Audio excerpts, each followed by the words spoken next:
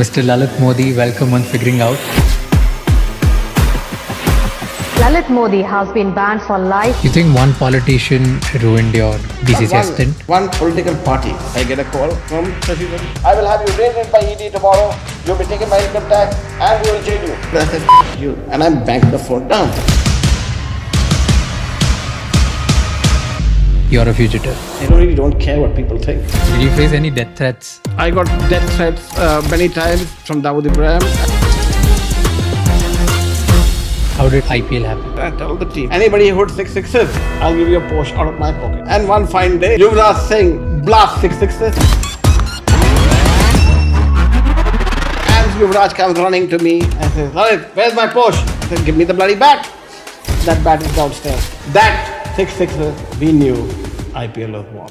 Now it is dominating the world of cricket. Lalit Modi, the mastermind behind the IPL, Has become one of the most popular, valuable sports leagues on the planet. You said Shah Rukh Khan was a pillar. Shah Rukh went to school with me. I said to Shah Rukh, you need to own a cricket team. He says, Lalit bhai, I don't know what cricket is. I said, this is bigger than your film. A lot of money laundering cases on you. We moved the IPL to South Africa without government approval. We are a private organization. We're not taking your money. BCCI have suspended you on 22 charges. You threw a big party, you bought drugs and all of that. I got into all of that. Why do Indian media, why are they doing Scandal this? self. But I asked Vineet Jain, लौंडियाबाजी करता है ना, मेरे साथ करता है ना, तो फिर क्यों मेरे बारे में लिखता है कि ये लौंडिया मेरे पास बैठी थी? खाता मेरे घर पे है, छुरी मेरे को मारता है पीछे से, क्योंकि पैसा उसको बनाना है. But why do people who leave India, they come to London? What do you think? You've done good or bad in your life? I have done bad things. Yeah. It brings tears to my eyes. I mean, even if I remember this.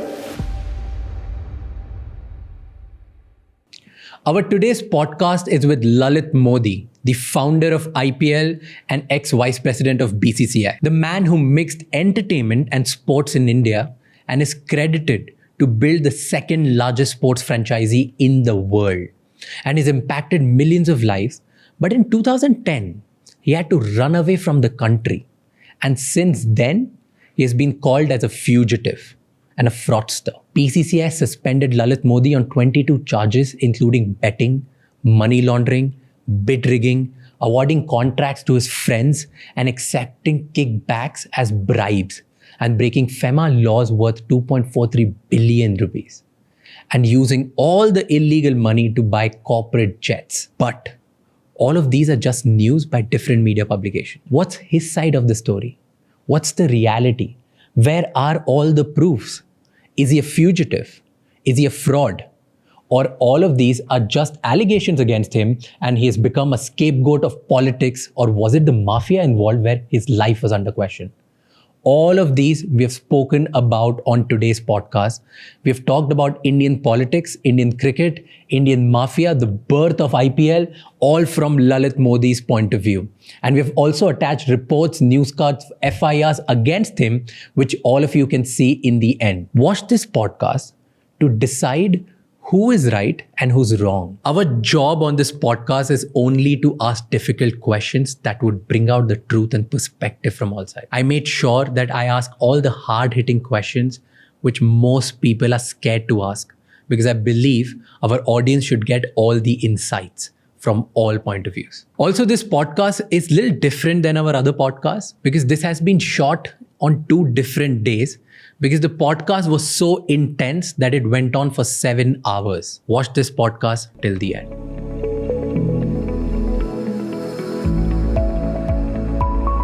Thank you for actually allowing me this opportunity where you are not interfering in the questions and then just letting it be. My pleasure, and that's the way I like it. Good or bad, whatever I've done in my life is what my life is, and there's nothing to hide. So you can ask me the most difficult question as far as I'm concerned. Perfect. That's a good start then. Mr. Lalit Modi, welcome on Figuring Out. Thank you so much for giving time on a beautiful noon in London. Well, you said good or bad, it's your life. What do you think? You've done good or bad in your life? I think I've done good. I have no, not even one day I go to sleep or I get up in the morning and I can't look myself in the mirror and say that I've done something bad. You really believe so? I completely believe so. At the end of the day, you have to be able to look yourself in the mirror and say whether you've done something right or wrong. And can you live with it? At the end of the day, I've changed lives. That's what matters. So if you weigh on a scale what's good and bad, what people may think, I really don't care what people think.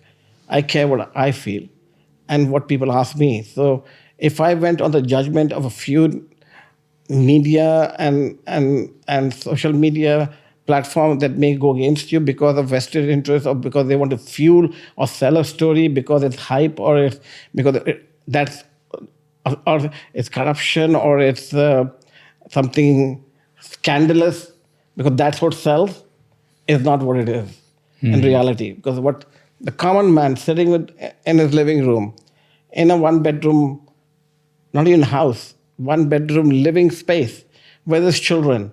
You saw Ishant Sharma in the past. When I took him at that point in time, we recognized him. Not I took him. The IPL owners embraced him. But it was because of his talent.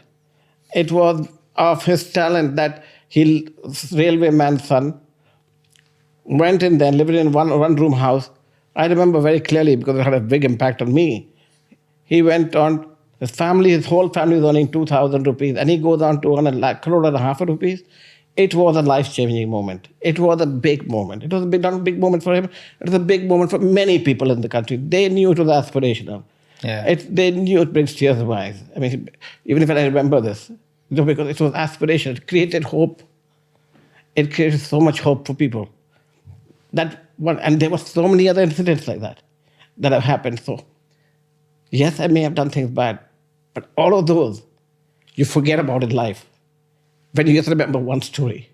And that one story is that kid who did it in the year one. And you see many other stories like this. So, I appreciate you asking the question. I never thought I would even react like this to a question like that. But in life, I can proudly sit here today and my children can look me in the eye, and they do every day. And when something bad happens, and I've gone through a tough time in my life, I had many assassinations in my life, and also because of cricket. And they said, but you can look back because they saw it. And family knows better than anybody else, whether you've done good or bad. I have done bad things. I've done bad things to myself, whether it's drugs or anything else. I've done bad things to myself. I went into depression, did bad things to myself. But it overcomes everything when you've done something for somebody else. And that's what counts. And that's what future will remember you about. May not be now, maybe 100 years from now. I was born with money, always had money, never needed any money, don't need it now. And thankfully, touch wood, my children won't need it for generations to come. Because of the wealth created by my forefathers, but the wealth even I created for the family. It's generational wealth. Anyway, go ahead. I don't preempt your questions. It's all right. I'll let you flow. It's all right. But let's start with your childhood. Okay. Tell me, where were you born? What was the kind of family you were born in? How were you as a kid? I want to know all. I was born in a very illustrious family, the Modi family. Mm-hmm. I was born in Modi Nagar. My grandfather created Modi Nagar. He set up the Modi sugar mill. And from there created many, many industries. And I grew up in a house which had over 100 homes, 100 rooms, a dining table which was long enough to seat the entire family. Grew up in a house with hundreds of staff, with everything in the house available. It was like a state that you see in modern days. So I grew up in that family at that point in time.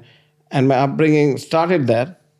And I went to boarding school. I was sent away to a school, it was called Bishop Cotton in Simla.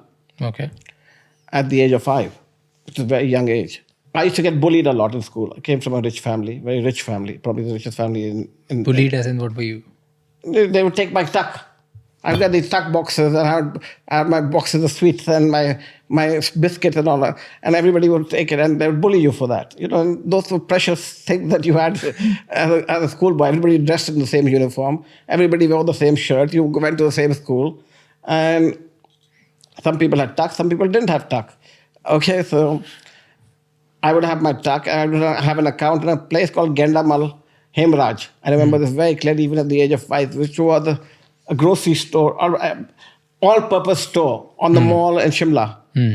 And once every 2 weeks, you would be allowed to go for a walk with the whole school and get to go to all these shops and spend 1 rupee or 2 rupees in those days. But I had to have an account there, so I didn't have to pay the 1 or 2 rupees. Okay, I would bring back whole bag full of sweets. And everybody would always steal my sweets and bash me up to take those sweets. And I was always picked up as a child. So this was a major turning point in my life. At the age of 7, I ran away from the school. Because you were bullied. I was bullied. I left overnight. I walked, Bishop Cotton is in the forest. I walked all night to the station in Simla. At the age of 7. At the age of 7, in the dark forest, took the train overnight, which is a small train that goes from Shimla to Kalka. Got on that train with few rupees in my pocket, with no money, and went underneath the third-class compartment and slept there. And then the train all of a sudden stopped in the middle of nowhere, and there was a helicopter and police all over the place. They found me then. And I was put into the chopper and taken straight back to Modi Nagar. I was sent back to another boarding school in Nainital. Okay. So I was in St. Joseph's then. There I had built a lot of confidence in myself. And I was now a ringleader. What is a ringleader? Everybody followed you. Okay. In that school, in boarding school, whatever the ringleader can be, okay? I excelled in sports. I ran the marathon, I would win. I would in boxing, I was in tennis. I was an athlete, 100 meters, 200 meters, hurdles, long jump, football. I was in every team by then. And we ran away from school to see the movie that night. One day we got caught going out for a movie. Okay. How old were you? We were at that time 16. Okay. And I was quite grown up. 11th, 10th, 11th. We were on the 10th. Okay. And we were 4 of us that went out for a movie, and we put these dummies inside our bed, pillows stuffed in. And we were going out, and we all came back, and they were all waiting for us there. Okay, the headmaster, everybody. So we were all expelled from school. So expelled from school. So of course everybody's families got upset. And mine, of course, got extremely upset. 10th year, board exams, what are you going to do? So to make a compromise with the school, they said we're going to sue the school. We were also the biggest donors in the school. We made a compromise with the school. They said, okay, we'll transfer him. Okay, to New Delhi, to St. Columbus. So I was transferred to St. Columbus School, which was extreme. We were all happy. All the other kids said, we also want to transfer. They all got to transfer with me. I got 10 kids who wanted to transfer. They all got transferred to St. Columbus. And we all joined St. Columbus then. Okay. And I started living in Delhi, and that was my childhood. So full of events. Full of events. Was it ever... Always a rebel. At any point, did you feel like, oh, I am the Modi, so... Yes, that I did, without doubt. And nothing's going to happen to me. Fuck it, who cares? That's true. It did. Without doubt, that happened to me. But before that, you did the schooling there, like in Delhi in the end. Then you went to college. Where did you go? I went to college at Duke in North Carolina. US. US. How was it? I loved it. No Modi family member in my generation had traveled abroad. I was hell-bent on going to America. My father would never let me go. So he said, only way you can go to America is if you get a high score at SAT. Minimum 1,500 out of 1,600. Okay, how the hell am I going to get 1,500 out of 1,600? So I hired somebody to go to do my SATs. Okay? Somebody else went and did my SATs. They got 1,550 out of 1,600. Great. Okay? Somebody else did it for you. In those days. You could get away with those in those days. Okay? Somebody else, his picture, my name, we created a driving license. It was done. Okay? It's coming at the story of my life. I can't change it. Went to school for me. Got 1,560. I applied to every university. I get you name the university I got in, because I had also done all my mark sheets from class 2 to 12 at 90% or above, with the PO box in Delhi in Delhi and somewhere on the Connaught Place or something, Hindustan Times, Connaught Place, PO box number. This. Okay, I would create my own application. I printed my own certificates, I remember. Okay, so I got to every university. Now, that wasn't good. So you faked all your applications? All. Without doubt. If you see the movie Back to School, identical. Okay, they probably took a lesson from me on that. Okay? Then, again, my father said, you can't go to this university, you can't go to a big town. So our partner was Philip Morris. My father was at a board meeting in Philip Morris in New York. And my son is desperate to go to college in America. Can you get him into a university which doesn't have a nightclub in it? Okay, so they found Duke University in North Carolina, which I hadn't even applied for. But Philip Morris was a big donor in those days to tobacco country. So I ended up going to Duke, North Carolina. I got into, you name it, from Penn down to, you name the university. Yeah. But I only applied myself to Malibu and a few of the other Ivy Leagues. I got into all of them based on my mark sheet. But you also, you threw a big party, you bought drugs and all of that. I got into all of that. In campus, a lot of people did drugs. I didn't drink, but I tasted drugs and I got into drugs. It wasn't a big thing. It was everybody was doing it. I got into it. We got busted for it, for conspiracy to buy drugs. We never bought it.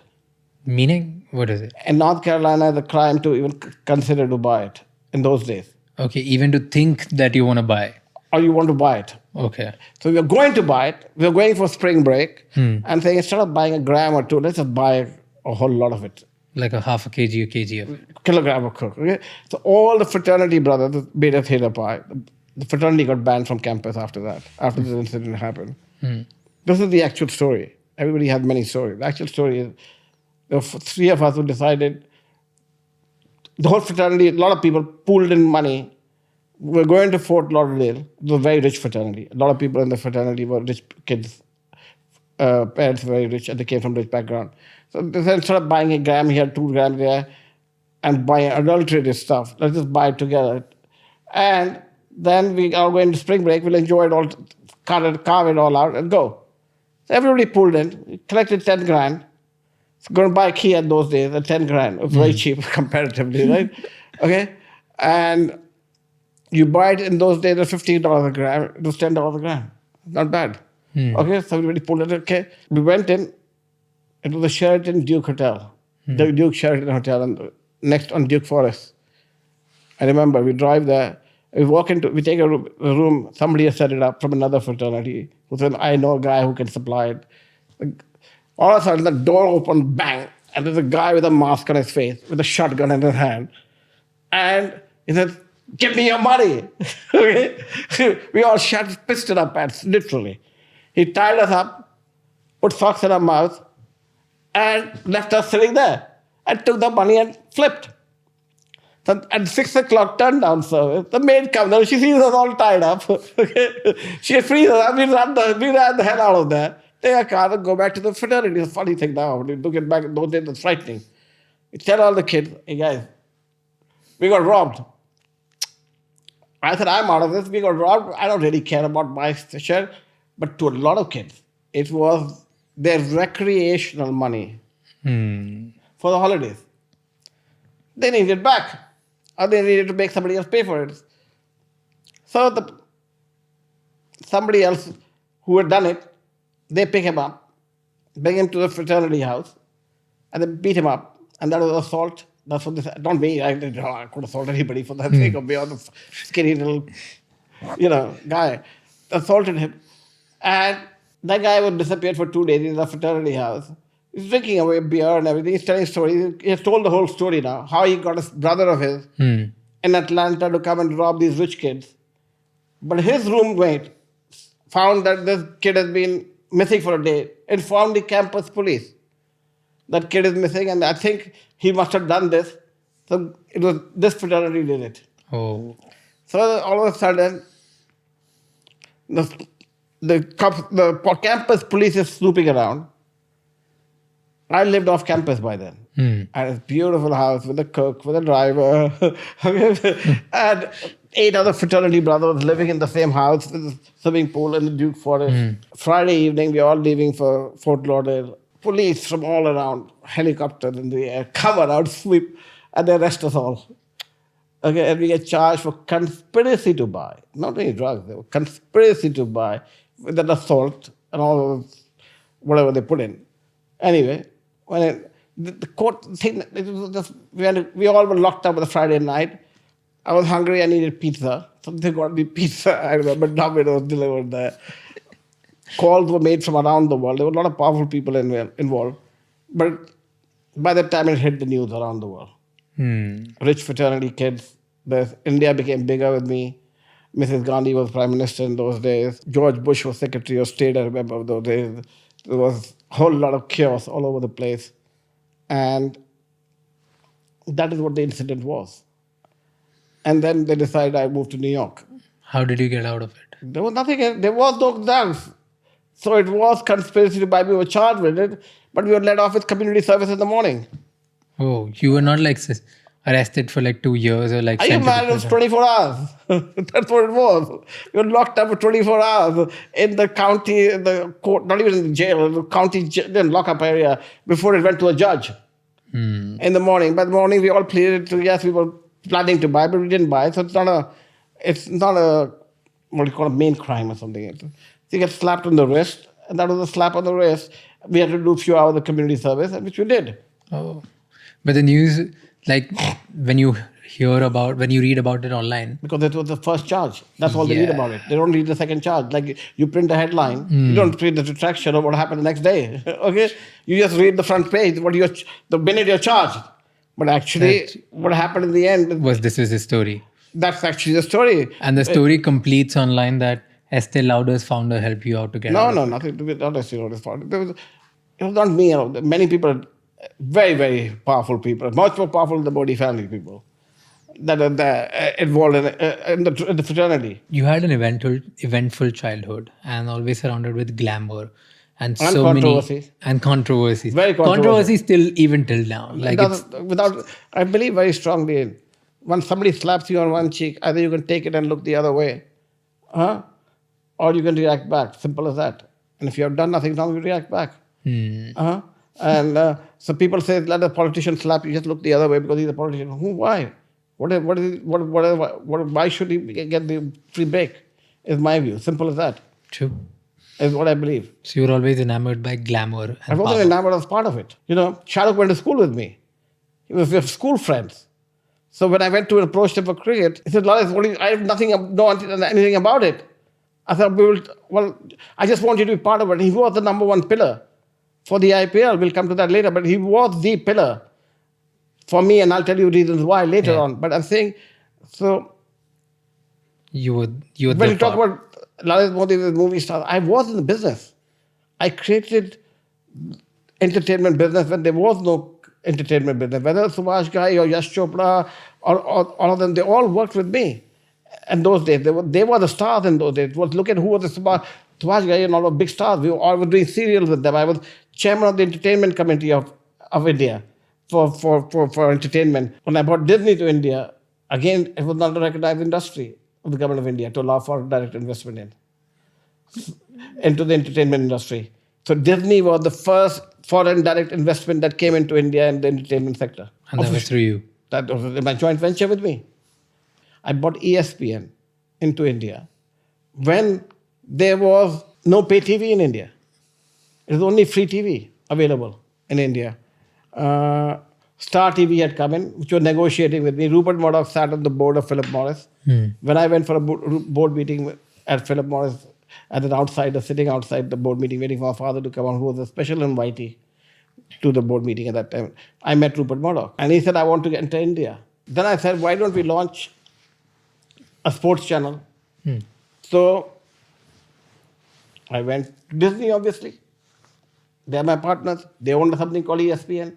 I said, why don't we bring ESPN to India? They said, if you make it a pay channel and get pay money, we will partner with you. I said, if you buy all the cricket, I'll find a way to pay. Murdoch used to put the cricket onto Prime Sports, which turned into Star Sports, without paying for it. He was like Doordarshan. You want to show it on a channel? I'll give you 10 cents on the dollar, and you would take it. There's a guy called Bill Sinrich, who worked for IMG. He was the agent for all the boards. And Indian board was Mark Mascarenhas for Jagmohan Dalmia, who was the money bag for him. Everybody was on the take. So I said to ESPN, I found a way. So I remember clearly, Under Rupert Murdoch's nose, we bought all the rights of cricket from every board, except Indian board. By that time, Why? there was still contract wasn't done. That they'd been sold to Star for a certain number of years, right? And they were getting kickbacks, and we were not paying kickbacks to one Dalmia's person, Mark Mascarenas. India's touring England. We own all England rights, and in the meantime, I've already been running the channel for a year and a half on a free-to-air basis, ESPN.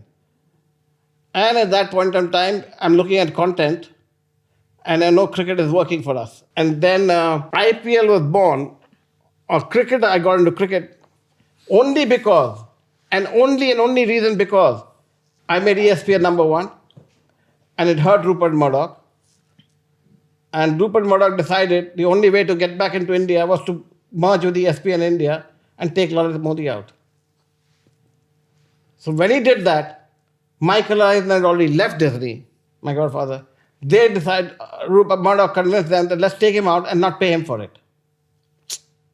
So, got into a legal battle. Ran on for years in America. Now, you can't win a battle in America against a top American conglomerate. I spent over $20 million of my money in that legal battle. And then my father said, enough is enough. You're not going to win against them. So I said, no, I'm going to go after him. I said, I can only go after him and do something about it if I own or run something that he wants. And what is that one thing he wants? That money can't buy him. It's cricket. Then when ESPN got taken away, I had said I would like to go after Murdoch. Murdoch. But also in the meantime, I had known so much about sports business and what the cricket had done is valuable around the world. And sports has a value and I knew every sport inside out, what the value of every sport was, whether it's World Cup or the English Premier League in the UK. That led to me getting into cricket.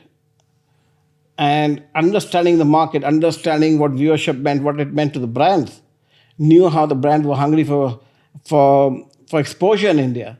And the only exposure that you get is through cricket, because it's a non-missable event. The more Indian cricket board started to make money, they had no money. We didn't even have an office. We didn't have any office even when they started making money. So BCCI didn't even have an office? Not even till the time I joined BCCI. Even till then, even after with ESPN and everybody, but still they were making small money. When I joined the BCCI, it took a long time to join it. BCCI was a old boys club, controlled by Jagmohan Dalmia and his cronies in those days. How did you join then? It took a long time to get in there. And then I had a good friend, Vasundhara Raje, without doubt, who was a good friend of the family. My family and her family go back a long way. And that's how you Scindia's connection and all of that. That is right. And she happened to become Chief Minister of Rajasthan at that point. I said I helped her in whichever small way I could in funding part of her life election campaign. And my take, I need to get onto the Indian Cricket Board. How do you get onto it? I tried first through Punjab. I became vice president with Mr. Bindra. I became a thorn in Mr. Dalmia's. I ganged the first-time members of the BCCI, giving them the right value. A lot was skeptical about it. Mr. Bindra, who had seen the world, understood it. And he thought I was right. But he was still the president. I was the vice president. Only the president goes to the BCCI. Vice president doesn't. But that gave me insight into the workings of the BCCI, how close the group was. It was impossible. I became then, nobody knows this, I became member of the Himachal Cricket Association, Goa Cricket Association, Orissa Cricket Association. Okay, many different associations, but could never get to the top because there was still cronies of Dalmia in there. And the voting pattern in all these so-called state associations, that they're called, was all tightly controlled by one person and generationally controlled by one person. And still is generationally controlled by one person. जो president होगा उसी का भाई भतीजा लड़का बनेगा president. बस सालों से यही चलेगा. अभी तक चल रहा है. Cricket board में पूरे इंडिया में. पूरे इंडिया में. Only in some places there's a break. So Rajasthan passed the Sports Regulation Act, saying nobody has the right in any sport, and it was across all sport, to be generationally running a federation. It must be by the merit of the districts. So private membership is out. You made it pass? First it had passed through assembly. That is what she helped me do. But it wasn't benefiting me. It was benefiting everybody from every sport. And I didn't have Jaidad. I happened to become then president of one district, which was Nagaur district. But any change in district required BCCI approval. Jagmohan Dalmia was head of BCCI. After he had seen I was battling him, I was openly battling him. Media everywhere. He said, Lalit Modi ko nahi aane dunga. So kya hua? Lalit Kumar became president of Nagaur district. My first name and middle name is Lalit Kumar. Modi ko hata diya. Photo meri, thumbprint mera, Lalit Kumar. Out in passing of all the resolutions for all the cricket associations which is done by the annual general meeting of BCCI in 2003, it was also passed.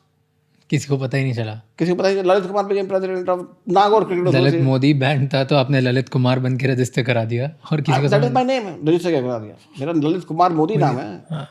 I didn't change my name. I just said Lalit Kumar, omitted my name Modi. Okay, but name was छाप मेरा, photo मेरा. Got it. कौन देख रहा है photo? Hoping nobody will see it. से देखा ही नहीं. But that was still not over the case. That is, I became a district president in Nagaur. I built academy there. I built a beautiful ground there. I did a lot for the community out there.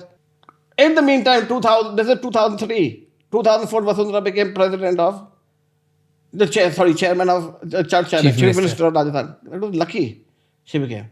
But I was already enrolled into every association. I had also Baroda. I forgot even Baroda. I was a member. Wherever I could become member of, I became member. Goa, Baroda, Orissa, Himachal. हर जगह. Punjab. Where I could become. I was already working towards Delhi. Where there were members voting. I had already cornered. There was 1,900 members. सब चांदनी चौक वगैरह के membership थे. वहाँ पे भी मैंने 600-700 लोगों को through canvassing had got. I was working on many fronts. So it wasn't I was working only on one front. My objective was to get on the board, right? So you don't put all your eggs in one basket. You कि कहीं से भी chances मिल जाए. लगाओ आप. Now, Vasundhara passed legislation. Legislation gets challenged in High Court. We win in single bench. We win in double bench. It gets challenged in Supreme Court. We win in Supreme Court. Gets re-challenged in Supreme Court. And a higher Chief Justice. It became a national issue. Many governments joined in. And they said, हमारा क्या होएगा? एक state में हो गया, और state में होएगा. I had a great lawyer friend of mine, Aruneshwar Gupta, in those days. He's still a very big lawyer. He was the architect. I said, एक स्टेट नहीं चलेगा. Let's go on every state. हर जगह लगाओ application. सबकी application हमने लगाई. क्या की प्राइवेट वाली बंद करो. सबके हाथ लगाओ. सबके उंगली करो सबको. एप्लीकेशन इसी पे थी ना कि प्राइवेट वोटिंग्स बंद करो. सिर्फ पब्लिक वोटिंग्स होगी. पब्लिक वोटिंग होगी. पब्लिक वोटिंग कभी भी चेंज हो सकती है. हर जगह एप्लीकेशन लगाई. We made the cricket board run in every direction. Who spent the money? I did. My own personal money. Nobody gave me the money. I did. I won in Supreme Court. It was the biggest election.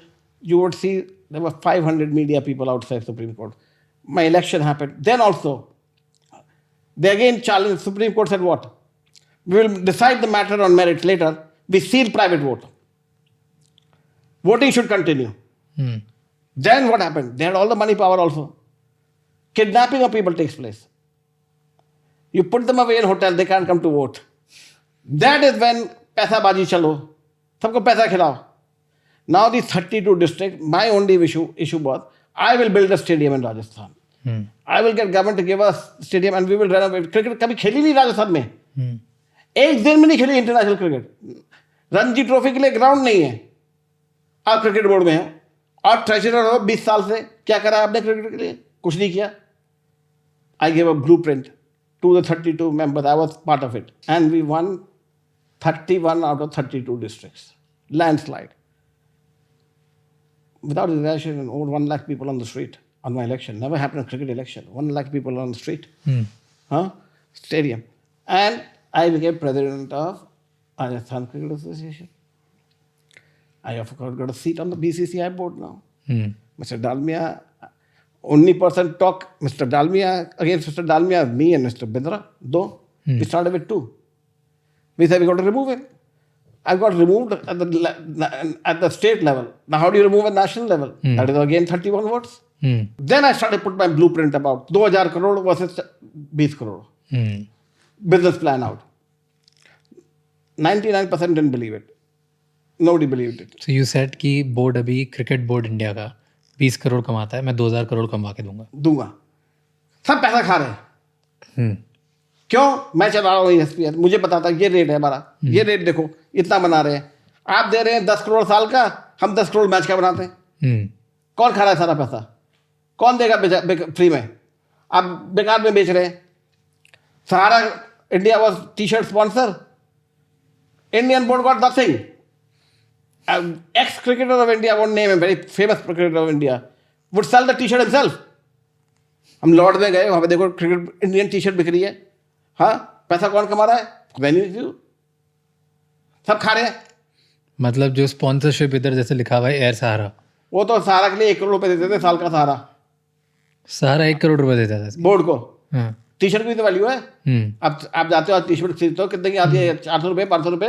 उन दिनों में 100 रुपये की आती थी T-shirt. वो 100 रुपये कहाँ जा रहा है? कौन रखता था? जो मर्चेंडाइज कर रहा है.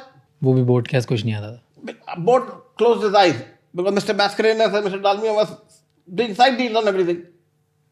जहाँ देखो जहाँ में साइड डील हो रही थी.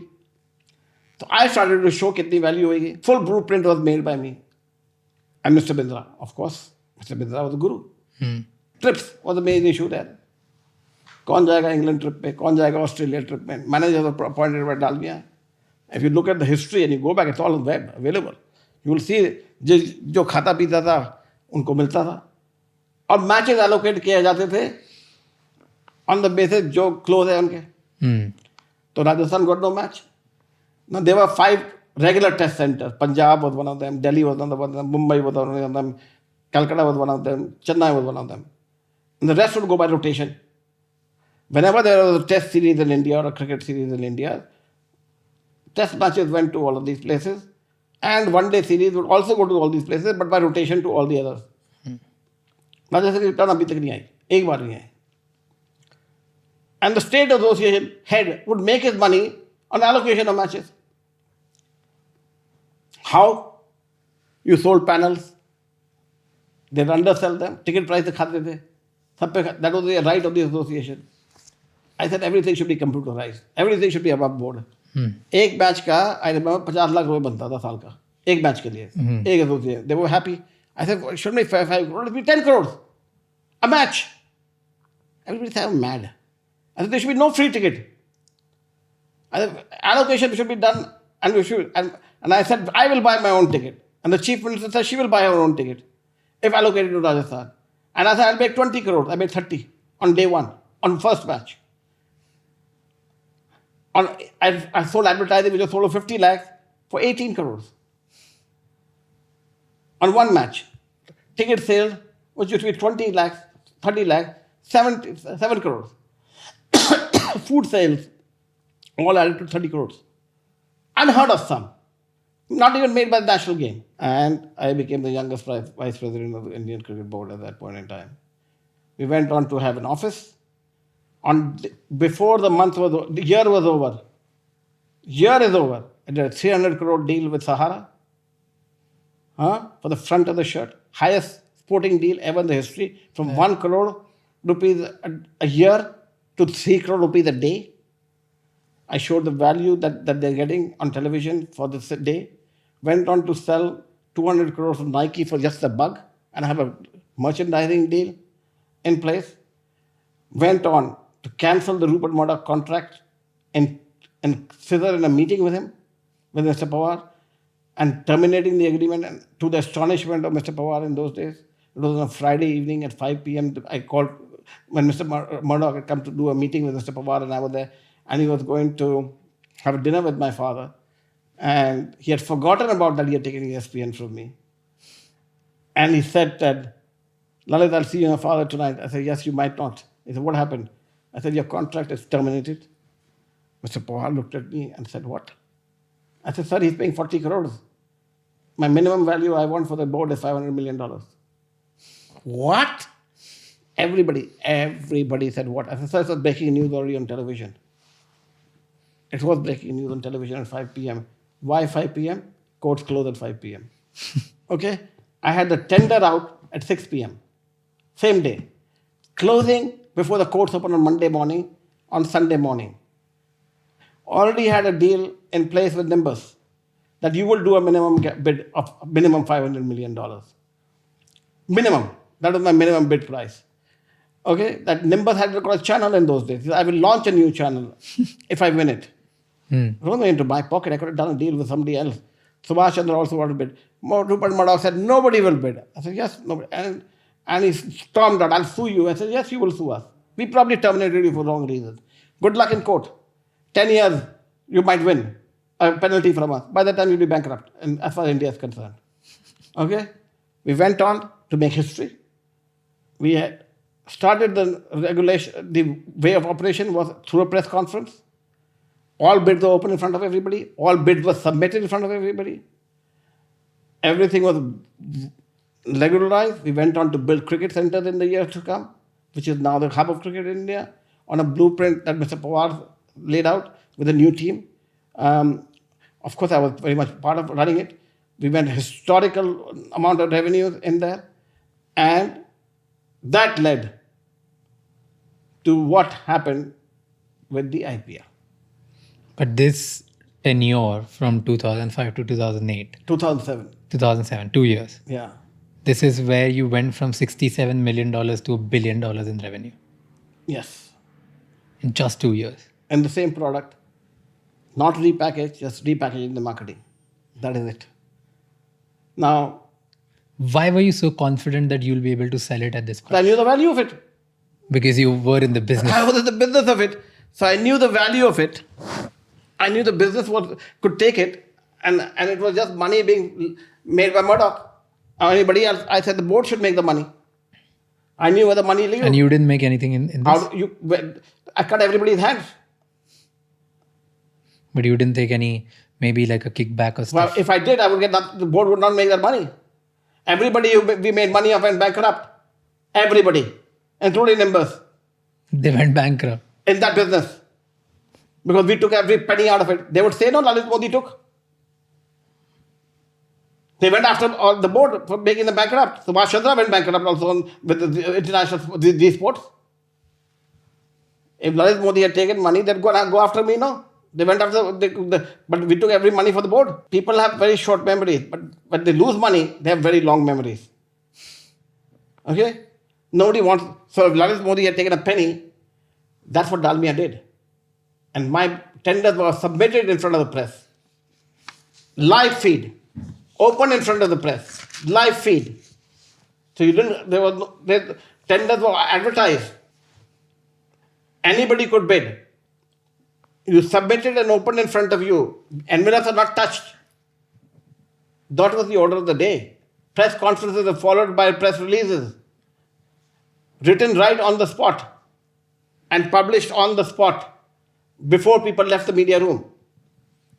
Public and media were invited. That's why we had thousands of people in the setting. Instead of BCCI, we had a banquet room to do all our media conferences and opening of tenders. So it wasn't open in front of members. It was open in front of media and all bidders sitting there. And that became the rule of the game. And so if somebody wanted to make money, also they could make money. What is that? And I had no interest. What will they give me? If you're earning, Modi Group earns so much money, what do I care about this little chiller? True. That is people don't understand. My lifestyle was bigger than anything else. My daily expenditure was more than what we were getting. So it really didn't make a difference. How did IPL happen? I always had this thing that we should, because I wanted to own a league. But now I no longer can own a league because I'm part of the BCCI. I knew there was so much money sitting on the table outside of national cricket. Two people made money in those days, ICC and BCCI. And ICC made money only based upon India cricket. When Champions Trophy happened in India, India games all sold out. Even England playing Australia, the second biggest ticket item in the world. In India, there are not more than 100 people in the stadium. Globally, the same. Indians are very passionate about cricket. But they are only passionate about Indian cricket. They don't care a damn about anything else. People talk about soccer, you're a fool, invest in soccer. I understand viewership. 0.1 rating on World Cup, soccer, the elite watch it. Okay? Person in the village doesn't care a damn. उसको सचिन तेंदुलकर चाहिए, हाँ, कपिल देव चाहिए, बिशन सिंह बेदी चाहिए, देखने को मिलेगा, हरभजन सिंह का spin देखने का है, उसको वो गली क्रिकेट देखने का है. I knew there was a burning desire outside the 110 days India played international cricket. Rest of the year, what do people do? It's a daytime sport. I understood in the entertainment industry, two things worked in India: Bollywood, cricket. Nothing else. Why not find a way to combine the two? How do you combine the two? You can't take Bollywood into the field. That is pajama game. Huh? You need to keep it real. I came up with the idea, and I started seeing international sports where celebrities would attend a basketball game and the media would go crazy, the fans would go crazy. So why not make a Shah Rukh Khan own a team? Make the who's who of India own teams. Now T20 has come out. So India never played T20. T20, I'd heard about it, never seen it. So I went to England to see it. Counties, small playing, small game, but a lot crowd. All of a sudden, it has caught the fancy of ICC because the English Cricket Board decided it should catch the fancy, and they announced T20 World Cup in March of 2007 to be held in October of 2007. I proposed to Mr. Pawar we should do a T20 league. We should sell teams. That's the IPL plan. Let me study it. Everybody is against it. Mr. Pawar said, go ahead. Start looking at it. So I'm watching a Wimbledon final in London. I sit with Andrew Wildblood, the head of IMG. I said, okay, guys, let's do IPL. Let's do 20 over cricket. IPL was born on a napkin, paper napkin, sitting there that day. I said, we have no money. And we had no money. BCCI said, you can do it. Well, you come up with a plan on your own cost. So I came up with a plan on my own cost. I said to IFG, if you join me, you got to bring in X 100 people. I can't pay you. If it works and we launch, you will get 10% revenue of BCCI. Just fair. It was less, but to me it was extremely fair. To them it was less. They wanted 30. We agreed on 10. And I signed an agreement with them. Took it to the board, got approved. Okay, it was just a development agreement. ICL has now gone full steam. India is now returning back from England, from their tour to England. How much money got approved from the board? Nothing, zero. Okay. I'm telling IMG, if and when we launch, you got to do all the work. You'll get paid 10%. What work they have to do? You have to do the work till we launch. Okay. Hello. All the league work you have to do. And if it doesn't work, you get nothing. Okay. And I get nothing anyway because I'm honorary. But now I had a party who was ready to put the bodies, men, financial resources behind it, and put the business plan together. I have now started to talk to the players. And all the players on the Indian team say they're not going to participate in the T20 World Cup. Why? Because this is not a format they recognize. Okay. India never played T20, so everybody walks out. And India sends B team.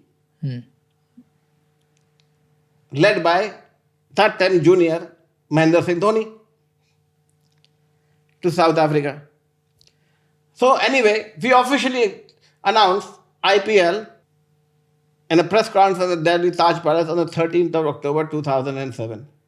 The Indian team is leaving on the 13th night, and all the board presidents are called by Mr. Pawar for the inauguration. And I was a powerful body that by that time. I could pick up the phone and I tell you attend. They will attend. Because BCCI controlled the power. So we announced IPL and everybody is laughing at us. Shane Warne came, Fleming came, Flintoff came, I remember, and we had Sachin and that. Sachin didn't, Rahul was there, Rahul Dravid was there. And as the 4 pillars out there, we launched the IPL, Indian Premier League, but that was just a template. Still You announced it. announced it, and BCCI says, I need money now. Still not launch. Launch is far away. We don't know whether we have broadcaster, we don't know whether we have players, we don't know whether we have team owners. But you announced that this is happening. So I now go to South Africa. Lukewarm interest in Indian television. How do you make it interesting? This is the key. Nobody understood it. Don't understand. It's still lukewarm. Not mainframe television, not Indian main players are not playing, new players are in the team. And I go there and tell the team. An idea came. Nobody's ever hit 6 sixes in an over. Nobody's ever taken 6 wickets in an over. Leave alone Willie. I said, anybody who hits 6 sixes or takes 6 wickets, I'll give you a Porsche out of my pocket. Nothing to do with BCCI. Ha ha ha ha ha, whole team, everybody laughing. Hare, you give us impossible tasks. I'm very friendly with all the players. I'm part of the BCCI, right? Everybody laughs. Okay. Anyway, we're touring around. And one fine day, Yuvraj Singh blasts 6 sixes. My God. That 6 sixes is the start that IPL is a reality. It lit the fires of Indian television, the news channels, it repeated it, and Yuvraj comes running to me on the field and says, Lalit, where's my Porsche? I said, give me the bloody bat. And that bat is downstairs. And he runs back, but that's not it. We, from there on, lit the screen on the television, caught the imagination of the people of India. India goes on, the entire board assembles in South Africa immediately. Everybody and anybody, every top movie star is there, Shah Rukh Khan to the world, everybody is there. In South Africa, the Wanderers for the finals. And we win the finals. So Mr. Pawar and we decide that day, let's honor the Indian team. And I learned back and I said, sir, I'm going to land 2 hours before the Indian team. And we'll do a parade from the airport to the Wankhede Stadium. And you should give everybody 1 crore rupees each. A lot of money in those days, extra. People had contracts of 40 lakhs, 50 lakhs. जो team में खेला है उनको 1 crore रुपए देते हैं. हाँ, it'll be great for our league going forward. Board का money है, we have made so much money, let's give it away. हाँ, and it's a good idea. So Nike is sponsor of Indian team. I call up Nike from the plane. I call up from my plane in those days. So from that, I was on Vijay Malia's plane, I remember. Coming back, I said, Indian team landing, it's your team. Nike Team India is your team. I need 5 open deck buses painted overnight with Indian players thing, and we'll put the players on open deck buses and take them to the stadium. And we thought there'll be 10,000, 15,000 people out there. And all the media asking me for interviews. I told all the media, no interviews. We had banned media interviews for other reasons. I said, if you all want interviews, you cover this parade live. And you cover this live. I'll put you on a bus in front and the bus in the back. And then 2 buses will be players and 1 bus will be officials and celebrities, etc. And we will land at 7 a.m. and you will get your interviews at the stadium. Great. I called Parnoy, I called everybody in those days. Everybody said, yes, no problem. All hungry. Media came. Now, I land and I'm now shitting bricks because it's pouring with rain. Okay, it's pouring down with rain in Bombay. Okay, there is not a soul when I land at 5:30 in the morning, 7 o'clock landing. Not one person in the airport. But I knew that crowd will gather as the flight is about to land because Indians are passionate about cricket. It's always happened. I thought Mr. Pawar is going to come and kill me. We land there. I get on the news media. I said, you've got to start blasting Indian team coming. Heroes are back home. Welcome the heroes back home. For a 1 hour ride, it took us 12 hours from the state. Not 12 hours, sorry. 9.5 hours. 9.5 hours for the team to go from the stadium, from the airport to the stadium. millions and millions, close to 4.5, 5 million people, chock-a-block the streets of Bombay. Stand still. We knew IPL was born. IPL had nowhere else to go but up this way. But we still hadn't signed anybody in IPL, but that is how we did IPL. And IPL was then born as an idea. And then I went back to the group and said, I need 200 crores to start IPL. They approved it, but some were skeptical about it.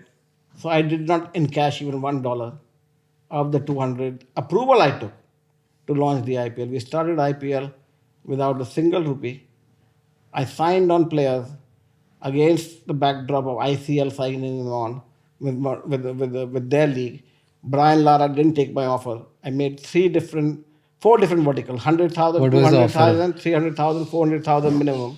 I thought I'll put you in the 400,000 bracket, and I came out with the auction rule, which went on to be revolutionary, that you will get paid the right price. Nobody can underpay you or overpay you or pay under the table. Each team will have its own budget and its own. So it'll be a healthy budget. You can pay a player as much as you want as long as it's within the budget. So it was $5 million in year one, if I remember. And I told Brian, you'll get $1 million. But if you're asking me, he said, ICL is paying me $1 million. I said, I can only put you in a bracket of 400. I can't put you in a bracket higher, but you may get more. There were only iconic players which we chose. Sehwag, one team I remember. Sachin was another, Ganguly was another, Rahul was another, Dhoni was another, for different teams. Each team had an iconic player we'd choose. And they'd get paid 15% higher than the highest bid. Was the rule that I made. Okay? But I went to all the international players and I said, if and when we launch, we still didn't know if we will launch. You sign on and you will be in this bracket. And we will pay you, if we don't launch, we will pay you $10,000. So I signed contracts with the top 100 players. If and when I launch, and if I don't launch, you'll get 10,000 for signing here today. No money paid out. All 100 signed. Few hundred signed by then. Took live. And even if you're not picked in the team, you'll still get paid minimum guarantee of the 100, 200, 300, 400 that you're in. And if you are a 400 guaranteed, you pay 100, we'll make the difference up. So that's the risk we will take. And how did we think about that? Because we said, some players said they want fixed salary, irrespective whether they're sold or not. And even if they're sold, they don't want the upside. So if we said the upside will be kept by us in the board, and the people who are underpaid, who we cannot, if somebody on a 400 salary goes for 200, we have to make up the difference of 200. We'll get it from that. So the formula was made, and we had players signed up. So I knew if you had all the players exclusively available to you, you had a product, you have a game plan, that it may work. This is without knowing whether there's any other sponsorship coming, any other ticketing revenue coming, any owners coming. Yeah. So anyway, we sat in London at the Jumeirah Carlton Tower. That's my favorite hotel and my luckiest hotel. And on 21st morning, we have closed the deal, and Sony agrees to pay $60 million. Okay. To World's Group, who will put the entire, give us, they were anyway on the hook, but now they had a broadcaster. So we had 60 million coming in. I knew we could promise the owners what I said. And I made calls to every one of them. I said, guys, I guarantee I will do it, but I cannot disclose anything till the tenders are all out. But the broadcasting tender, I will publish tomorrow morning. Yeah. Now I will publish it tomorrow morning. You know there's 1 billion in the bank. And 60 million in year one. It's broadcasting news. Now you calculate how much you want to bid. Even despite that, we only got 10 bids. For the teams. 10 teams. Highest was 120, Mukesh Ambani. 121.2. Mr. Malia was 121 million over 10 years. And 67 was the lowest bid. Who was the lowest? Rajasthan Royals was the lowest bid. And so 8 teams came in out of 10. Who lost were DLF and Anil Ambani were the 2 people who lost. But then we now had 8 teams. We sold 8 teams for $782 million. $720 million, sorry.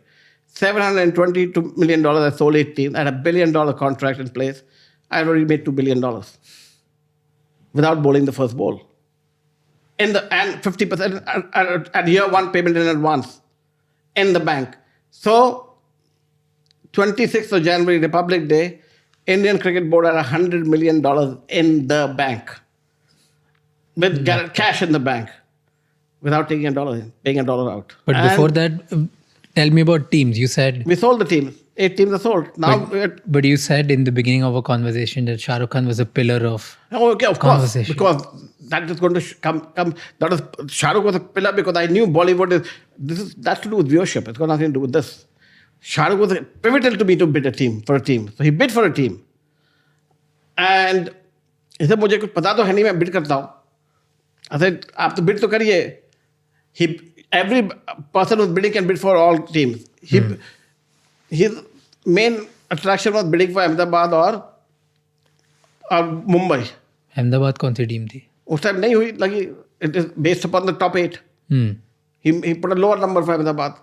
He put different numbers for different cities. He got Calcutta, but his first choice was Bombay. And Mukesh Ambani took Bombay. Calcutta was his third choice or something. Bangalore was his second choice. Vijay Mallya took Bangalore. No, not even third choice. His third choice was Delhi. Delhi bhi gayi. GMR ko. His bid was much lower. His bid was, I think, 70 something or 80 something. 80 million. All of these were over 100. Chennai was over 100. Delhi was over 100. Hyderabad was 100. Shocking. Calcutta was next in line. 85. Sorry, it was 85 or 87. And then it was 75, that was Punjab. And then it was 67, that was Rajasthan Royals. So Shah Rukh Khan was pivotal in me getting into bid. That still didn't make any difference to the IPL. It became big news. And Preeti was part of the Punjab team, but she wasn't that big a news for me. What was big was Shah Rukh Khan. It was only Shah Rukh Khan. Preeti came because she came with Ness Wadia, along with Ness Wadia. It was important for me to get people who were big spenders and consumer goods. So Dabur was a big spender, Britannia was a big spender, Vijay Mallya, Kingfisher was a big spender, Ambani was big spenders. And then there would be, in my case, ego rivalry between the industrialists.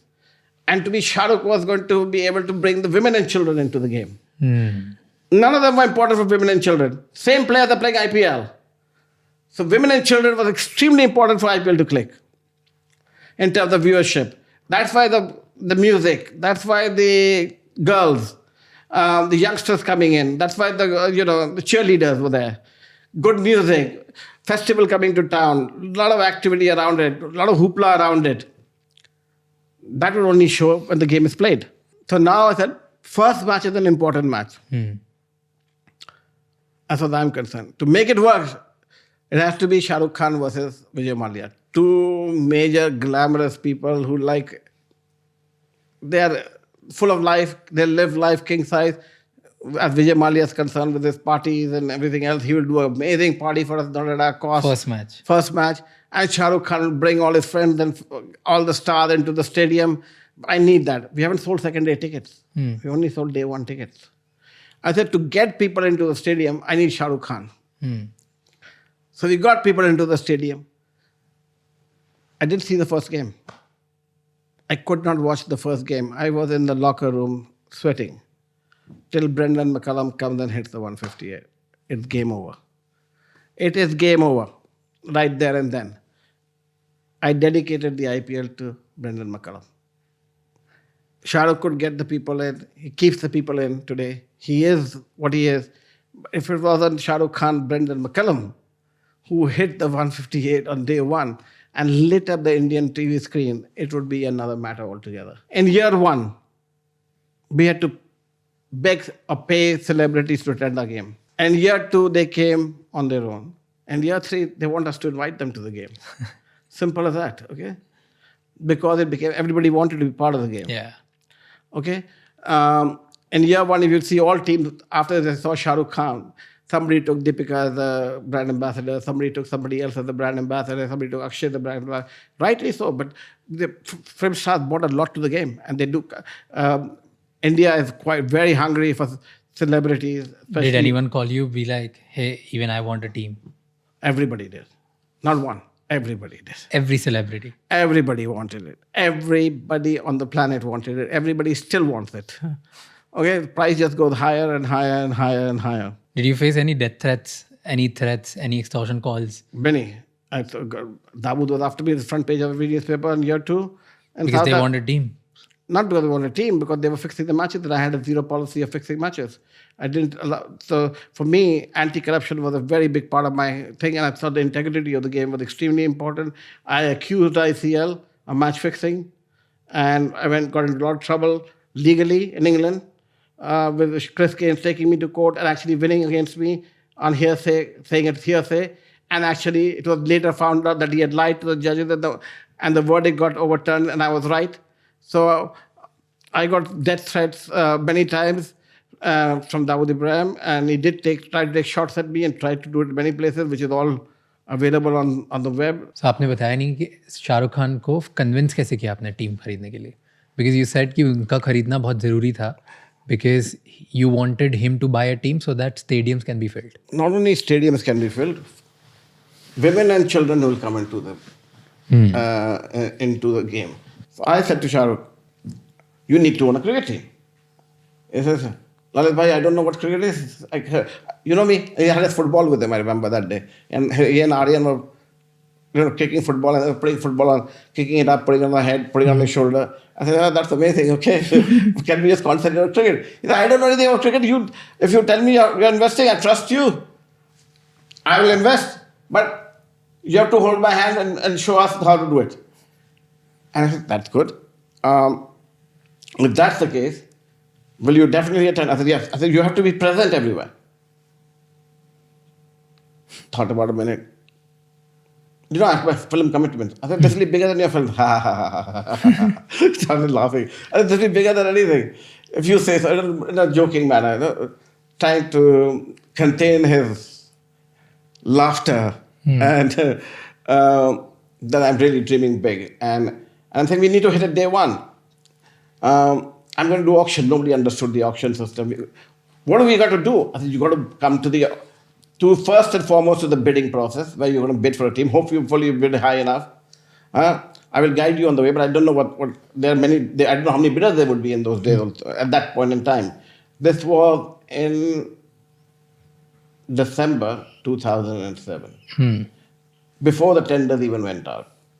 And in principle, he said, "Okay, fine.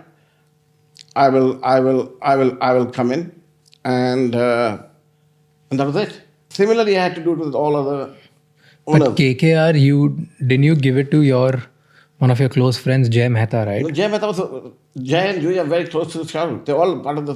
So I didn't give it to anybody. Shah Rukh had all decided that they will make a consortium, and he brought Jay and Juhi in. I think he brought Juhi in, and then Jay came along with him. But it was extremely difficult to get anybody to bid. We became a superpower cricket today. England always was the superpower for cricket. England, historically, the MCC ran cricket, and then where the headquarters were. And then along with Australia, the old buddies, the colonial system ran the cricket. We were able to break out from it. Mr. Pawar and I, Mr. Dalmia started that journey. Without doubt, we have to give him credit for that. He started that journey of breaking out of the thresholds or the stranglehold of the Western powers on cricket. But all of the international grounds started to flourish based on Indian money. Yeah. And we were decaying with lousy infrastructure because our board never spent any money. It didn't have that kind of money to spend till the IPL came in. Today, we are building one of the most modern infrastructures in the world. Unfortunately, I haven't been able to see them, but I see them on television. They're beautiful. You must have experienced some of them. I don't know. I haven't experienced a new one. I'm told Ahmedabad is absolutely incredible as a stadium. I mean, they're putting great stadium in Guwahati, in you name it, in different cities. Orissa, Lucknow, Kanpur. I mean, different cities are putting up great. But can't you go there? I can go there, but I haven't gone there because of the various issues that came in, especially with the IPL.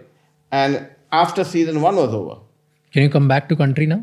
I can't come back to the country. I have no legal cases. I never had a legal case against me. So why why there's a thing that you ran away from the country and you can't come back. I did leave the country when there was a death threat to me. The death threat to me was... So it was not because of the legal case, it was because of the death threat. There was no legal case to start with. When I What left. death threat? By Dawood Ibrahim. Dawood Ibrahim made the threat to me first after IPL won. Why? Because I was also anti-corruption. I was an anti-corruption commissioner too. I didn't allow any. I was a very strict anti-corruption commissioner. If you look back and you study today, even every news reporting, and you Google it and you search it, in the 3 years as IPL commissioner, there was not a single incident of corruption. And in the 3 years of my tenure, there was not one stigma or one controversy that came out of fixing or anything to do with fixing. Betting was huge. We know betting is huge. It's $2 billion a game is the illegal betting today, and was in that time. And the books are controlled by a person called Dawood Ibrahim. And I did not know all this. I was anti-corruption. We took a very strict stand, and I became the target. And openly a target. We are in South Africa season 2. We haven't gone to the controversy of South Africa season 2, but you asked me the question. There was a hit on me. Front page of the Times. It was in the midday, it was in the Times of India, the front pages everywhere. Hit on Lalit Modi by Dawood Ibrahim. A target of the world. They tried to take a hit on me in Thailand. Chota Shakil has already gone on record on ABP News. He's given a live interview that we have resolved issues with Lalit Modi. This is 2-3 years ago that he gave that interview. But we had an issue with him till then. I had a hit with me in Montenegro. I mean, all the places. My son got kidnapped in the UK. Okay? All to do with me not looking the other way. You're not allowing the corruption to happen. Not looking the other way. Let it happen. And they offered big money. Big money that you wouldn't refuse. I refused. I was out of the game. I left in 2010. Corruption began. News cycles. Huge controversies. I said, if I'm not there, somebody else will corrupt. Who got caught? Mayappan with his pants down? With Chota Shakil? Who's Mayappan? Son-in-law of Srinivasan? It's not something I say. It's in the news. It went to court. So point is, we knew corruption is there. I took on Chris Keynes in ICL. I didn't allow him into the IPL because he had a stigma of corruption with him. He took me to court after 3 years, after I come to the UK. Lives in New Zealand. I live in London at that point in time. But he won, right? He lost. He won the first round and he lied to the court. And then it got reversed. What happened? Important story. We go to English courts. Big court case. $5 million cost me in legal fees. He cries and he pulls wool that he hasn't done it. Exchanging of money, transactions are shown. It's gifts for my attendance of a wedding. Or doing this in Abu Dhabi, doing this in Dubai, doing this in Pakistan. No documentary proof, hearsay. Somehow or the other, judgment came against me. I paid a penalty, $5 million. There was one state police officer watching all of this, who was also an anti-corruption police officer in Australia. Out of all the places on Australia.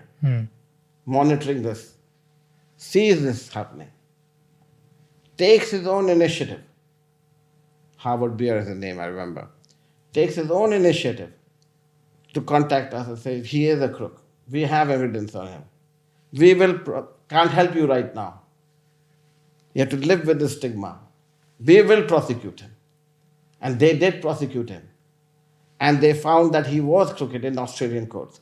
That case that came back to the UK court when we appealed it to the UK, based on that case, their evidence was produced in the UK court, and I won it finally. And what I said was exactly right. Chris came and apologized. He had to pay a huge penalty. I forgave it because he said he had no money. At that point in time. What you read is very correct. I lost it the first time around. Yeah. What you don't read, it's also there. It's not being written about. Of course it's written about. But it's a fine line in the Indian newspapers. You search the Guardian and the Times and everything, look at the social media feeds of mine. So it's all there. But it is not highlighted enough. So why do Indian media Like, why are they doing Scandal this? sells. Simple as that. Why does the Indian media only portray scandal? Because only scandal sells, guys. Come on. Nothing else sells. You don't sell a good guy. You sell bringing down people. Every news you read about you in India, It's down. It's Fugitive. scandal, it's fugitive. Fugitive. Like people, But give me a fugitive. Where? Harish Sardar said in court himself. Every time. How many people are you going to explain? Because there are no libel laws. When there are no libel laws, how do you sue somebody? We are a country of no libel laws. That's our downside. Anybody can say anything. You try and say that in the UK. You call me a fugitive in the UK press. What happens then? You'll be taken to the cleaners in the UK. Which court of law? You say it. You've done your research. Find me one court of law that has prosecuted me. Forget prosecuted me. Case has even been filed. Which case has been filed in which court of law? but isn't it BCI put 22 charges on you? Putting charges without letting me coming to the hearing is an internal body of putting charges on you. You can put charges on anybody. I can charge you for X, Y, Z. But you need to take it to court. We ask him to take it to court. They can't. What happened? Like, explain me this story because the moment I search about you or even BCCI hear put about many it, charges on me. BCCI have suspended you on 22 charges. Let's go charge by charge. What's the problem? So first is bid rigging. What is the bid rigging I did? Let's understand. IPL become extremely successful. We're going to bid for 2 teams. Yeah. Okay? I just said we are expecting a number close to $300 million now for the IPL. We don't want anybody to bid for a team that they can't pay for it. Earlier the price was less, $50 million, Yeah. $5 million a year. Now we're expecting big money, 300 million. 300 million. My minimum bid price is $225 million. If I'm going to put a $225 million price, a $300 million price, that's what you have to pay BCCI, that's us. You're going to spend an equal amount on players and other thing over the next period of time. So you need $400-500 million of free cash flow, play money. To have that kind of play money, you must be at least worth $1 billion. Yeah. Otherwise, where is that? That is the clause I put in to the agreement, into the clause. I said, you need to have a net worth of $1 billion to be able to bid for IPL teams. That was my bid rigging. That's the clause of bid rigging. Carry on second. And so, hold on. 2 people bid, 2 or 3 people bid. JP Group bid, Adani Group bid, Videocon bid. It'll cover a lot of other points that they've covered in the same issue. This is an important issue. Minimum price was $225 million. Yeah. At the close, we have a very strict timeline of timing. When the bids close, the bids close. We never extended it ever for anybody because somebody gets news out who some bid close at 5 p.m. We had 2 bids in. Another bid arrives for 2 teams, only 2 bids come in. Another bid arrives at midnight. There's a hue and cry whether to accept the 2 bids only or accept the 3rd bid also. Is there something hanging back? So I go back the next morning to the board and I say, we have 2 bids at 5 p.m. The bids don't come to me, they go to the BCCI office. And there's 1 bid at midnight, I'm told. But the 2 bidders at 5 p.m. are saying that we should not be accepting the 3rd bidder. If we are accepting the 3rd bidder, because already in the news now the 3 bids come in, other bidders who have been not thinking of bidding, they said we would also like to bid. Why didn't you bid before? You had 1 month to bid. There's like some reason or the other they gave. So the issue was, the first bid was Ahmedabad, second bid was Pune, we know who the bidder names are on top, and 3rd bid was the Kochi bid. If we accept the Kochi bid, which came in at midnight, we will be digressing from our rules. So either we scrap this tender without opening it and redo it for 1 week later. Then the issue also came up. Sahara had written that we don't qualify for a billion mark. And then Bhaskar had written, we don't qualify for a billion mark. But we qualify for 800 and 900 million mark. Why don't you lower the criteria? So I said, okay, no problem. If the board agrees, we lower the criteria. Yeah. So we lowered the criteria to no criteria again. I said, we're putting in no criteria, it's not worth it. We should at least do 500 to 400 million or 500 million. The board said, no. First time around, did you have a criteria? No. By that time, a lot of pressure had come in on a lot of members of the board. And they said, you will take the fall for this because there was also a lot of star cast at this bidding. both the teams, or all the three teams, had senior stars associated with their bids. And they were at the cricket center. I said, guys, bids off. New bids have to come in. Still, the base price was 225. We did not know what these three bids were. Going forward, I rebid. In the new bid, again, Adani Group bid, Sahara Group bid, many bids bid. Sahara won the bid with Pune at 380 million. The second highest bid was 348 million for the Kochi bid. Tuskers. Huh. And the third was the Adani Group's bid at 333 million.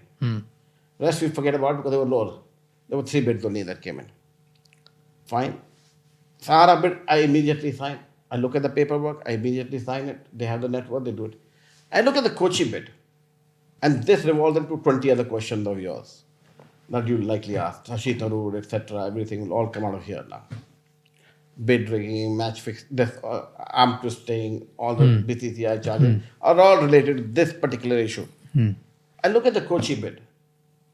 I'm chairman and commissioner of IPL. What is my first and foremost target? To ensure the integrity of the game and my teams. Yeah. I look at the 12 shareholders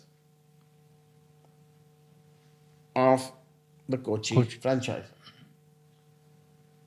It was supposed to be JP Group, which it was in the first round of bidding, which was a big conglomerate.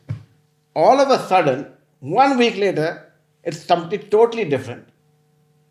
Whether it's media hype or people got greedy or anything else. Of course, the first one was also orchestrated by Mr. Tharoor. And I look at the agreements. Of course, there are 12 members, so you have to have a shareholders agreement between you to bid together. We look at the net worth of all the shareholders put together to see this. Then we find a clause in there that the shareholders have signed an agreement for $50 million. Guys, you got to pay us 34 million. 37 million, I think it was. Oh, 34, sorry, 340 million. You have to pay us 334 million in year one alone. At the start, when you sign this agreement, you got to pay down 34 million to us.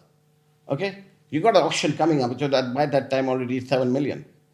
Exactly. 7 million a year too. 34 plus 7 is 41 million already paid out. And you have an agreement only of 50 million. You have to still pay the marketing cost, the operation costs. How are you going to fund this team? Okay? Any other funding required, all approval unanimously of all shareholders, it ain't going to happen, I said. Okay? They are on hype. They must be on a valuation thing. Then I call all the shareholders. Think controversy starts to blow up. No controversy by then, till then. I am being pressured, I must sign this deal. Why? Mr. Tharoor is pressuring. I must sign the deal. So I am saying to Mr. Tharoor, I will sign a deal, but let me meet all the shareholders. And I ask all the shareholders, you guys, one by one, I would like to ask each one of your question. And everything is recorded, by the way. All my meetings are always recorded. Tell me where your background is. I don't know you. I don't know you. I don't know you. I don't know you. I don't know you. I don't know you. I don't know you. And I'm in the cricket world. I would know everybody in the cricket world or in the business world. That is to know, but it doesn't matter. It's not my knowing. You may be who you are. And everybody gives their credentials out there. And then I'm tick marking everybody. And there's one name I see out there who's missing. And it is a lady by the name of Sunanda Pushkar. Now, Sunanda Pushkar, in the agreement, has $0 in the 50 million consortium, but owns 25% Of the team. of the team for free. Plus, for every dollar coming in, revenue line, not profit line, revenue line, she gets 15% of it. 15% of revenue. Of revenue. As marketing genius, is written there. So one guy, Mr. Gaikwad, speaks up in a low tones. I said, tell me quickly, what is it? He says, my father knows this lady and he brought her into the consortium. So can I speak to your father? Calls the father. I said, who is Sunanda Pushkar? भाई साहब आप सुनंदा पुष्कर को लेके आए हैं उसको 25% share दे रहे हैं 15% ऊपर से दे रहे हैं और आप 75% वाले जो शेयर होल्डर हैं उसको फंड कर रहे हैं और आपका टोटल कंसोर्टियम कॉस्ट 50 मिलियन का है, इसका मतलब सारा पैसा आप लगा रहे हैं, उसको दे रहे हैं। आपका जो 10 रुपये का शेयर है आज की तारीख में 10 पैसे है, उसका जो 10 रुपये का शेयर है आज की तारीख में 10,000 रुपये का है। हाँ, ये बोनंजा आप क्यों दे रहे हैं उसको? And you call her marketing genius, can I please meet her at least? He said, yes, sir, I will call you back. Put the phone down. Immediately, I get a call from Shashi Tharoor. 2 o'clock in the morning. How dare you ask about Sunanda Pushkar? I said, Shashi, I'm very friendly to everybody. Shashi, what is the problem? You put a consortium, you know I'm having a meeting. Why isn't she here? Don't you dare ask about Sunanda Pushkar. If you do, I will have you raided by ED tomorrow. You'll be taken by income tax and we will jail you. I said, excuse me? Who the hell do you think you are? And I used the F word. I said, fuck you. And I banged the phone down. And I said, I'm not going to sign this agreement. There is something not right with this. Within a minute after that, it's all minuted, by the way. This is exactly minuted in the board minutes because it's a meeting going on. Minutes of the AGM. I get a call from Shashank Manor, who never calls at this time in the morning or ever, was the president of BCCI. I had my only boss that I reported to. Even as commissioner and chairman of IPL, I reported to him. And he said to me, Lalit, you will sign this agreement. I said, Shashank, you really don't want me to sign this agreement. Let's sit down tomorrow. I can fly in to Nagpur and we'll meet tomorrow morning. I'm going to Bombay. Instead of going to Bombay, I'll fly to Nagpur and we can sit down on it. And then decide yes or no. He said, no, you will sign it tonight. I said, what's the hurry about signing it tonight? He said, no, you need to sign it tonight. I had received many calls from 10 Janpat and you need to sign it tonight. Exact words.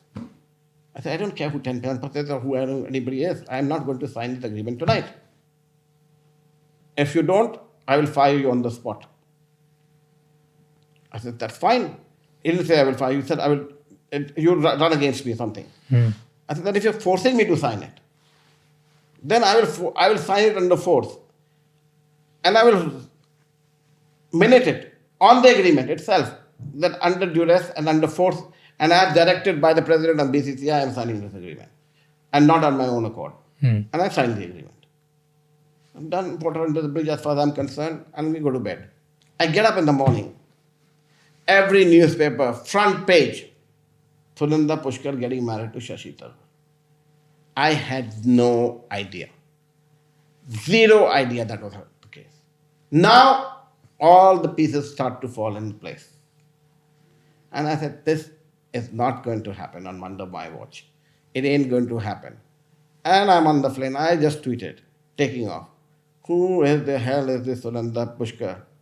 Rags to riches, billionaire, media expert, now owner of Kochi team, 25% bonanza on day one, with on signature, it's worth hundreds of millions of dollars because the team went for hundreds of millions of dollars. She owned a free $300 million asset right there and then at the end of the day. And Mr. Tharoor called and said this, here's the recording of this. You uploaded that? Completely. And I took off. Went to sleep on the plane. And I landed. They were hell. Complete chaos across the country. Parliament had gone into an uproar. BJP was in the opposition, demanding JPC, and chaos. That takes care of all the 22 charges of the BCCI. After that, because I went up against everybody, ultimately Tharoor had to apologize.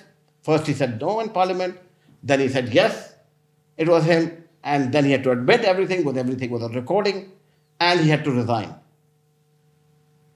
Kochi went on to get the team, and they said I was arm twisting to allow Ahmedabad to come in. Yeah. I thought Ahmedabad was the right team to come in, because it was they had a good conglomerate. Ahmedabad was the right city to come in, and there's no two ways about it. For IPL, I wanted Ahmedabad to come in. Whether it's the Dhurs or the Adani, whoever would be the owner, I really didn't care. But I thought it was a great center for the IPL. And And there must be some curse that it hasn't come until even today. After multiple 2 more. And what happened? Sahara defaulted. What happened? Kochi defaulted. They had to be taken out. Rebates have come in. And now we have 2 new teams. But after a lot of soul searching. Exactly what I said will happen, happened. Because people are not looking at, they have never built something. They never knew it. So now everybody's trying to save their ass. So let's pick out everything. Auction rigging, this rigging, I gave Flintoff to Srinivasan. Yes, we did. No doubts about it. Every team knew about it. Srinivasan wasn't going to let IPL happen. He was a thorn in our bird. Yes, we told everybody not to pick Flintoff. Yes, that I did. But because Srinivasan said, I want Flintoff. It was a quick. When you are trying to do an event like IPL, and I'm doing it single-handedly, you need to remove every thorn. What is bigger for the game? Every player is only for 3 months, 3 years. Why was he being the thorn? He didn't like IPL. He didn't think IPL will work. But when it started to work, when everybody got on the bandwagon, he was a member, secretary of the board also. He was the biggest adversary of mine. I went up against him. So he did many things. Empire fixing. He said, I did. I accused him for it. He would change the empires. And I didn't think 2 things about it in the beginning. But then when I realized that he's putting Chennai empires on Chennai game, it was an issue for me. That's called indirect fixing. So when I started to expose those, he went totally against me. And why didn't you fight for it? It's like while still being in India. 1 minute. You have a Dawood Ibrahim. Now I'll tell you why I didn't do it. So things get out of hand with the Tarur thing. Srinivasan now thinks he's got something on me. Makes alliances politically with the powers that are in power at that point in time. IPL finals is coming to an end. It's coming to an end. This matter is just going round and round and round. Nothing about me. There's no accusations about me at all. It's IPL final day, 3rd season. There's no accusation against me. Nothing. They say we need you to resign. Why? We want to do an inquiry. And we'll slap you on the wrist and you should resign. We have pressure from the political parties. All political pressure. From the Prime Minister downwards. At that point in time. I said, I will not resign. This is Congress. Yes, it's the Congress party. You want to fire me, fire me. But I will not resign. Overtures were made by the stalwarts of Congress to my family. They said, Lalit doesn't listen. He's not going to do. Senior billionaire Chino owners were called. Meeting was held in Mr. Malia's house before the finals. Step down, don't go to the final. And everything is fine in 2 months. They're not concerned with 2 months. Why should I give up something that I haven't done anything wrong? If I have done anything wrong, I am going to go to the final. And don't give you a speech, closing speech. They're all worried about the closing speech. I said, I will go and do the closing speech. Because I am going to explain the controversy to the people. As far as I'm concerned, I have nothing to hide. I said the right thing.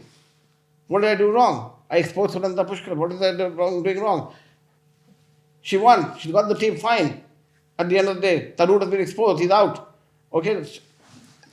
But the other guys have to carry on now doing it. How they're going to fund it, how they're going to do it, that's their business. Not my business. Future will tell whether they survive or not. I did my part. So, they all took the money in. The IPL went from 1 billion to 2.54 billion with Sony. Okay, everything else went, billions of dollars came in, more, another $1 billion came in for teams. BCCI benefited everywhere, all the way around. How do we make Lalit Modi? Every meeting had agenda items like this. I was never in charge of finance for anything. I never signed a check in my life. I never approved a check in my life. I did the marketing of it, but ultimately everything had to be approved. However bewildered people are of what I asked, I had to deliver at the end of the day. And I delivered not 10%, 500% of what I said I was going to deliver every time. A board when I joined was $40 million the day I left, and that is April 26th, 2010. That's the day of the final. of the IPL the day I was fired. Okay? Suspended, not fired, suspended. Suspended, yes. It has 57,800 crores in the bank. So, my track record speaks for myself. Will I take 5 or 10 or 20 crores? Absolutely not. I spend millions and millions on my own. My plane costs was more flying up and down. Everything was mine. At the end of the day, did it make a difference? No. I ran businesses worth hundreds of millions, billions of dollars, hundreds of millions of dollars. Modi Group's revenue ran into billions of dollars. Do I need them? No, I didn't. And everybody knows that. But people who don't know, to make it a headline, to pull you down. Now they said, let's find out anything you know. Let's pull something else. All friends of Lalit Modi. Let's go after them. But then they put a lot of money laundering cases on you as well. But which money laundering case they put on me? FEMA put something because On you... BCCI. Please understand. Lalit Modi was the head of the IPL. FEMA said, we moved the IPL to South Africa without government approval. Yeah. Okay, fine. We don't need your approval to move to South Africa. We are a private organization. Who are you? We're not taking your money. We're not taking public money. It's our money, which is earned internationally. Okay, number one. And number two, I don't handle finance. I don't handle approval. It's the secretary's job and the finance controller of BCCI, finance secretary of BCCI, treasurer's job to get those approvals. So your name was only brought up again and again I was because... one of the names, by the way. I was not the only name. They were all members of the BCCI. But do you recognize Mr. Pandav? No. Do you recognize XY? Srinivasan was there a little bit. But you recognize the name? No, really. Mr. Bindra's name, nobody would recognize those names in media at that point in time.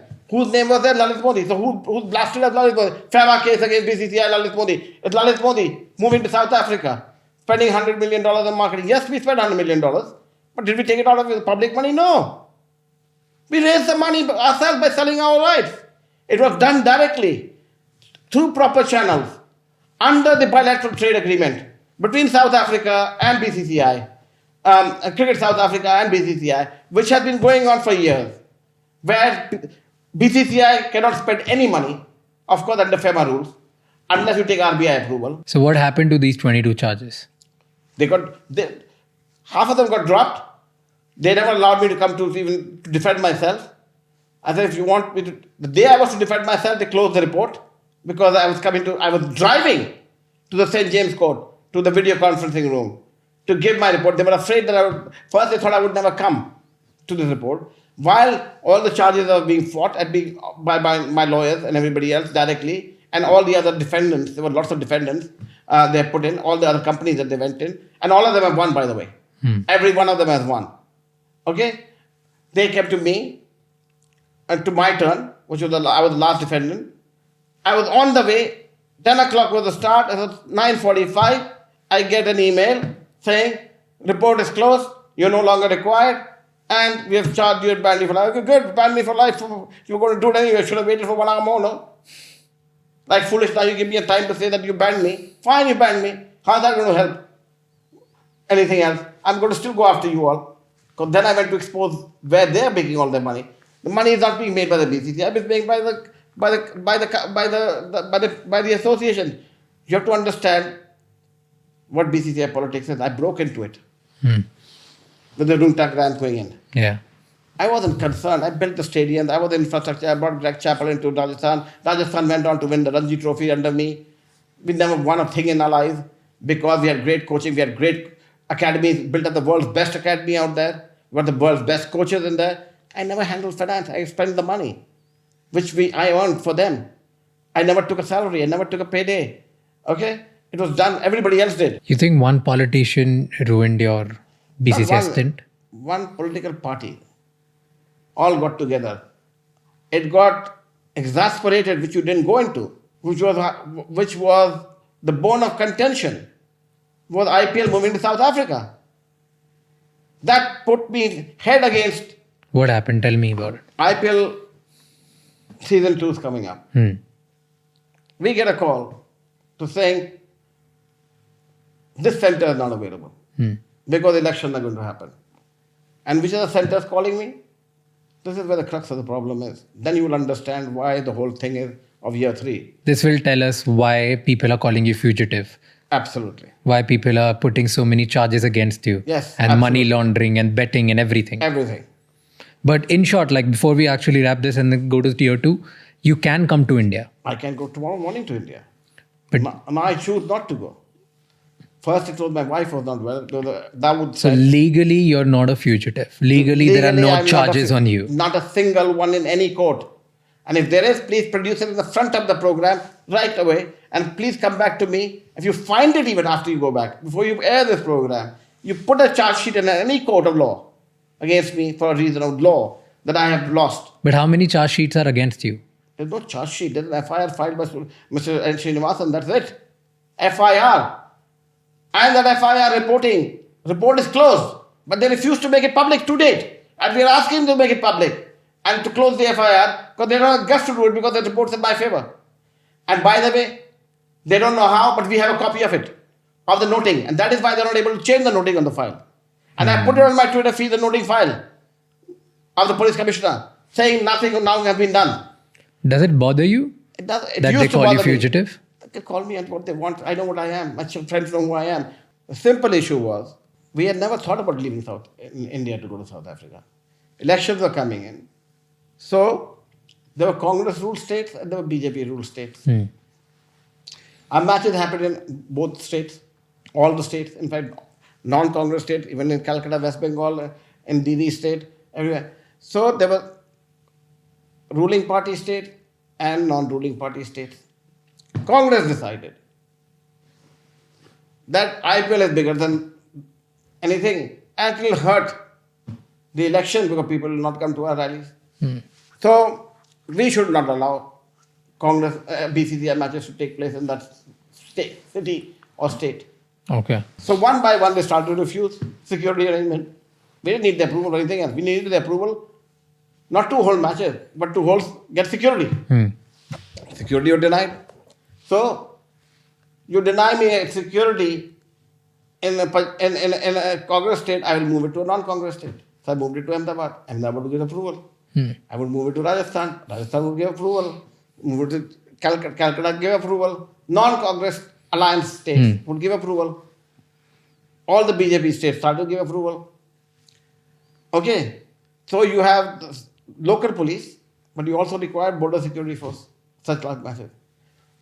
So all of this tug of war is going on every day. One day, one center falls off. Another day, another center falls off. Third day, a new center comes up. I did 157 iterations of changes from 1st of March to the 21st of March, where it was go, no go, go, no go. And BJP states agree, Congress states don't agree. Finally, we take a decision, we'll go with the BJP state. When we take that decision, it's now the 19th or 20th of March. We don't have a broadcaster still, huh? We have a contract for 2.54 with WSP, but they need to have a nationwide partner. Which they don't. They don't, but we're still negotiating to find a nationwide partner. Who will that be? I'll come up with the biggest name of all names. In the meantime, Government of India now says we will not give any BJP state border security force for the match. No matches can be held at BJP states also. Blanket ban. Congress says this. Yes, officially. Okay. I call a meeting on the BCCI. We have no choice. We have to move to South Africa or England. Congress pressures us not to move. I said, who are they to stop us? If we do not do IPL 2, IPL is finished. There is no IPL 3. The momentum will finish because we only had 1 year behind us and everybody will fall apart. Amount of money everybody's already spent. I was suspended on the finals of the IPL. At the time I started my speech. Okay, that's when I got suspended. And I left and I got the show cause notice for suspension right then.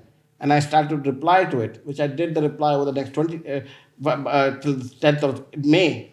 When I landed back, the reply was ready to be submitted, and it was 100 cases of paperwork showing that whatever they have said, we had a documentary proof to everything. They did not think about looking into the cartoons on that. Sticking to the Dawood side of things, I was told by my personal bodyguard on the plane, you need to go to the toilet.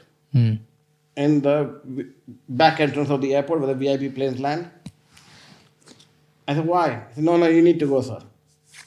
I go there, and Himanshu Roy is the Deputy Commissioner of Police. And he said, Lalit, we cannot protect you anymore. We've been given orders by center. There will be a hit on you. We can only protect you for next 12 hours. After that, we are not allowed to give you security. No, we are not giving. I can personally protect you for next. We have been asked not to give you security now. From now onwards, I can protect you from here to the Four Seasons Hotel. After that, I cannot protect you, Lalit. Period. So I get to the Four Seasons Hotel. Hundreds of media there. I have my own South African security with me, my Indian security.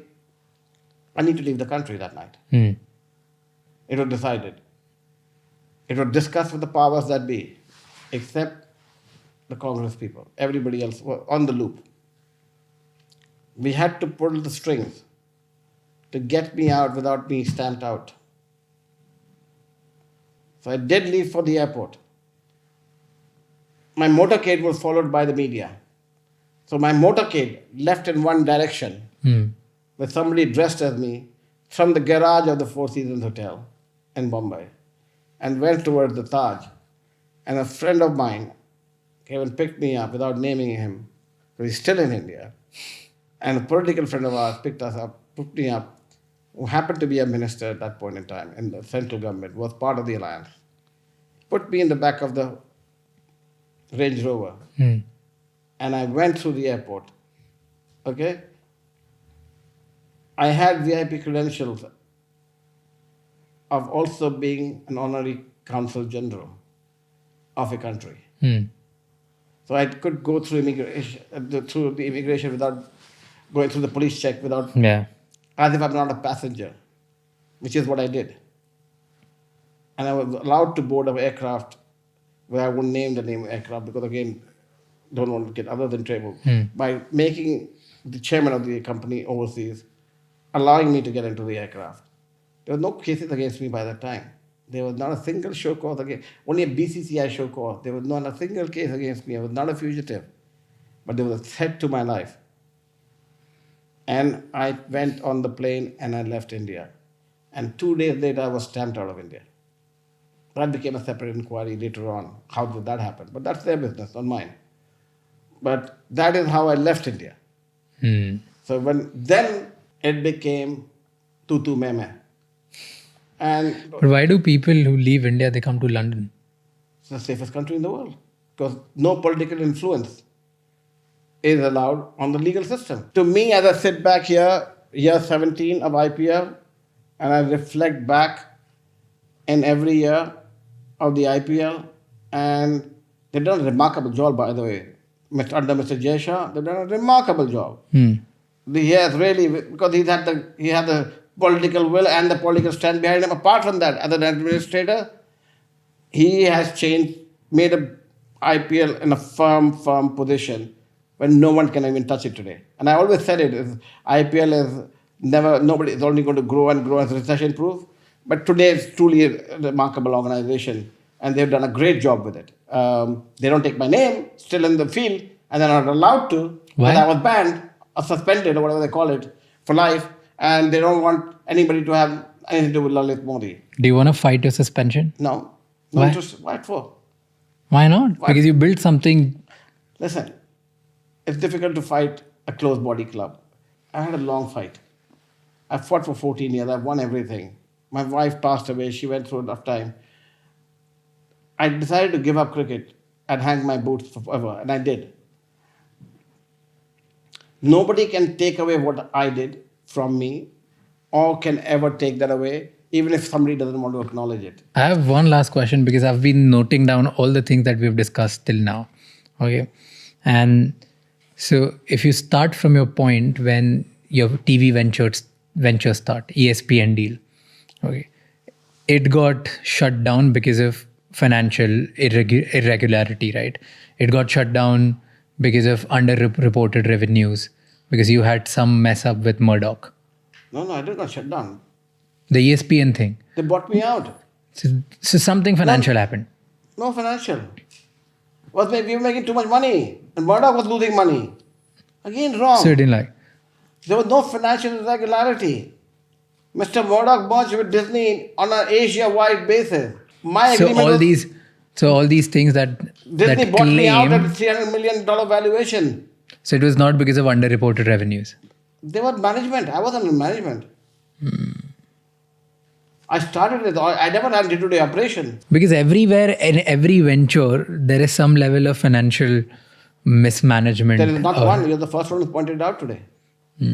I don't know where you got that number from. Everybody, they won't come back and be partner with me in IPL and everywhere else if I had financial misconception with them in first. The first I've heard from you today. Disney and I go back even today. We are good friends. and We there's a never- big business. So I don't know where the financial irregularity coming in. It's only by BCT. I never raised before by anybody. They bought. I would never sell it at low price. So it was always- never. It never happened before BCCI. ever. So I There had was Disney when they wanted to buy. I had an agreement to buy me out. There was another case, right, in Rajasthan where you wanted to buy 2 Havelis to make a Come on, hotel. again, this is all political bullshit. I bought Havelis because they were nice Havelis, not to make a hotel. I'm not in the hotel business. I was living there, buy Havelis. By the way, Haveli cost 10 lakh rupees. But What is then the you lost, financial irregularity about that? but you lost that case because I didn't lose the case. They said it's heritage. Okay, take it. What did lose the case? They said it's heritage. You bought heritage property. Okay, then take it. What do you mean lose the case? Case was passed against me that you bought a property that cannot be converted to a house. It's heritage. Okay, sir, thank you very much. I will last 10 lakh rupees, take it back. That's the losing of a case. Fine if it's losing a case. What is the cost of doing it? 10 lakh rupees. Pay for my meal in London with 20 people.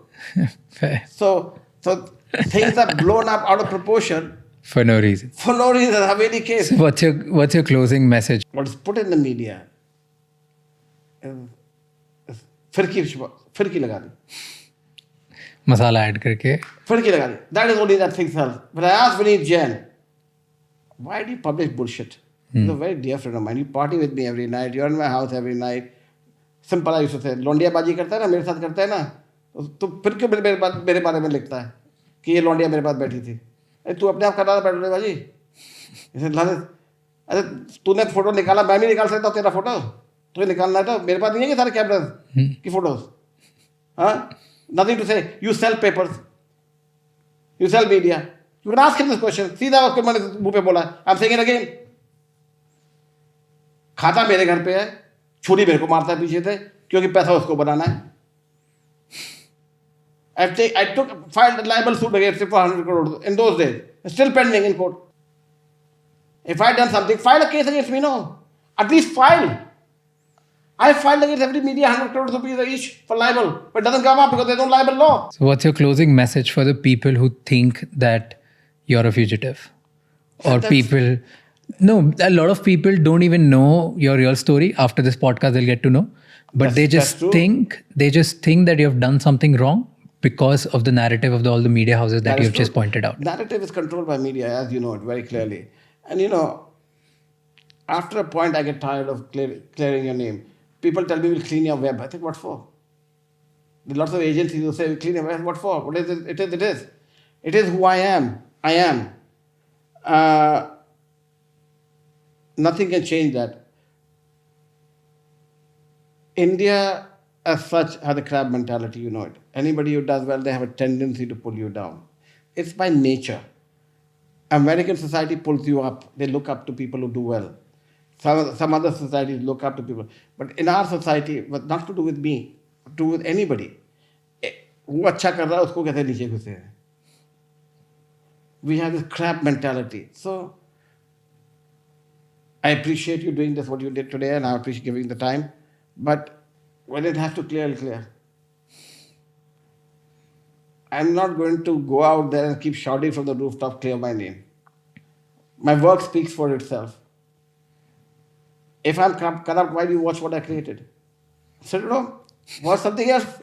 If you want to watch the IPL and keep saying Lalit Modi is created, why watch it? Have they innovated? No. Have they changed anything? No. They took away cheerleaders because they said Lalit Modi stamp. What happened? They had to bring it back. True. Thank you so much. I really appreciate you giving time. for all the journey like you have been through, the good, the bad, the ugly. One thing nobody can take away, that you have given India the biggest entertainment. That I think before this podcast, after this podcast is clear, and nobody can take away from you that. And I hope after this podcast, people get to see the real side of you as well. Thank you very much for giving me the opportunity. Really appreciate it. Thank you so much. Thank you.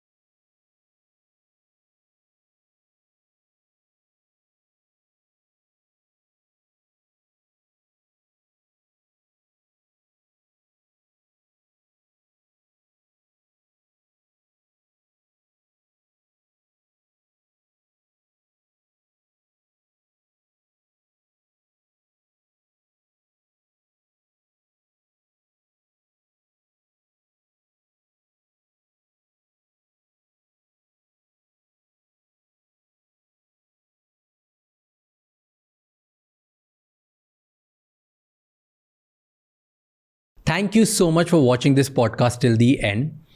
Please let us know in the comments what all did we do right so that we can improve and keep doing that better, and what all did we do wrong so that we never repeat it. And at the same time, please give us suggestions of who's the next guest that you want to see on the podcast. And don't forget to share this episode with at least one person who will get some insights and get to know about the reality of our country, because one conversation is enough to give people enough ideas to change their lives. I'll see you next time. Until then, keep figuring out. And also, don't forget to subscribe the channel.